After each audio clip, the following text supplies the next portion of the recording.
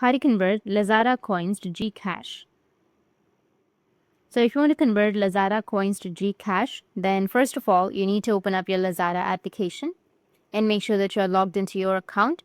First things first, head straight to the account section, which will be in the lower right corner of your screen, and then check or access your current coins in there.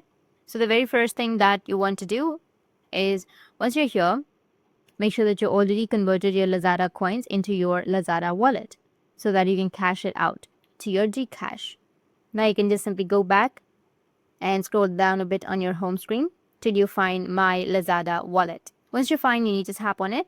In here, you'll have to activate your Lazada wallet first by using the phone number associated with your Lazada account.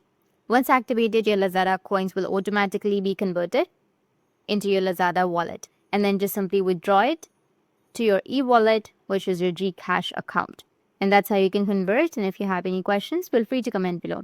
Thanks for watching.